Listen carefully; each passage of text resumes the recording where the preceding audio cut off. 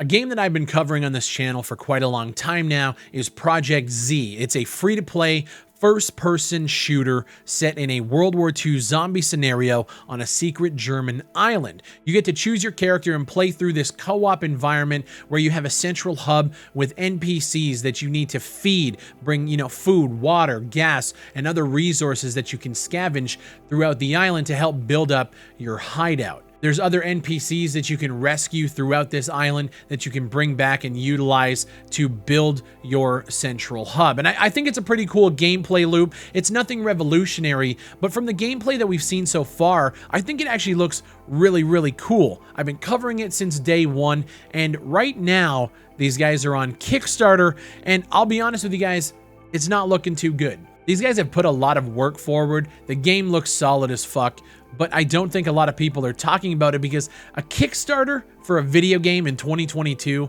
is probably one of the most tiresome things to hear about ever. We have been burned from games like Takedown Red Saber, H-Hour, and, more notably on this channel anyway, Dead Matter. I'm kind of in a rock and a hard place because I put my money up towards Projekt Z because I believe in the project. I don't know if it's going to get funded. If you guys have been following Projekt Z and you want to help out, please do so. But I'm also not being paid for any of this. It's all just me talking about projects that I actually like. So I don't want people to think that I'm sponsored or that I'm shilling for them. It's a really weird place to be in. I'm not gonna lie, as this channel grows, we're at 276,000 subs. The responsibility of talking about projects that I believe in, but also caring enough about my audience to let them know that, hey, this is a Kickstarter project. It's a very fragile thing, and if you do put your money up, things might happen in the future. Nobody's a fortune teller. I will say everything that these guys have been doing, they're doing right. They started with really broken projects back in 2014 and 2015. They took the criticism that channels like me have given them, and over the years, they've been actually able to build a successful product. Now, successful is relative. When I say successful, I mean a project that actually looks solid, that looks like it plays solid, great animations, great aesthetic, the environments look dope, and they're putting together something that I think looks really, really promising. This is from their latest dev vlog where they show off the current state of Projekt Z. And look at it. I think it looks really, really solid, a lot higher quality than pretty much anything else that I've covered on this channel when it comes to, early access titles that are already being sold on Steam. This game is asking for 100,000 euros. Currently, they're at 21,000, so they're not even a quarter way through. They're about a fifth of the way to their goal with 16 days to go. I don't know if they're going to make it. That being said, I really wish them the best. The game features things like different missions, so they say the secret Nazi island offers a lot of possibilities for very interesting stories. Projekt Z offers two types of missions, so you have normal story missions, and then you have supply missions. So story missions are obviously 100% focused on progressing the main story. They're also more linear in general compared to supply missions, and then you have the supply missions, which are optional, and they're rather open-ended. Their purpose is to fill your stock, gather new survivors, and conquer back the island. So in terms of the island conquer, you actually have certain locations on the island which can be captured by doing certain supply and story missions. These give you passive bonuses such as passive building material income or a morale boost to the NPCs that you have back at your hub. And the cool thing about it, for me, the most interesting part of this project is the fact that you can do all of this in co-op. There is a lot more information on the Kickstarter page, which, like I said, I'm going to post down below. I'm not telling you to back the project or not. I'm just saying, if you guys have been following the progress of Projekt Z and you wanted to support, now would probably be the time. Now, in terms of the Kickstarter itself, they have absolutely everything that I always look for when it comes to covering promising Kickstarter releases. They have the development timeline, they have the budget breakdown, they have what the game is, they have trailers, videos, screenshots, they have everything that you need. We've seen so many shit Kickstarters come out there where they're just like, hey guys, I have a dream pipeline project, here's the idea, and then they ask for fucking $500,000. These guys are actually asking for not a lot of money. When you look at their development timeline, the Kickstarter launched April 2022, the closed alpha is planned for Q1 2023. Closed beta a year after that, open beta Q3 2024, and then the full release in Q4 of 2024. That's a pretty long ways away from where we're at now. The game actually looks pretty high quality in its current state. I'm very anxious to see what it's going to be like in 2024. Now, the budget breakdown here, they break it down. What do we need the money for?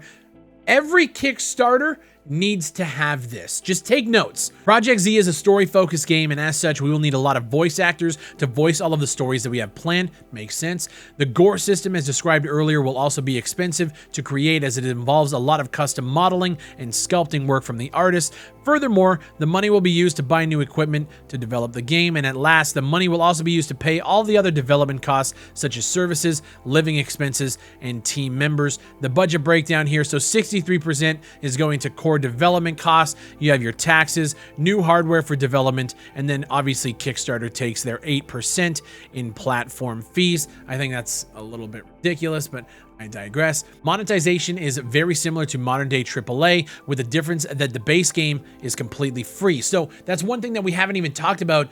I'm psyched about the co-op, but the fact is the game is going to be releasing for free. A lot of people on this channel point out free-to-play shooters always have something tied to them. We've been playing Caliber for the last, I would say, a month consistently.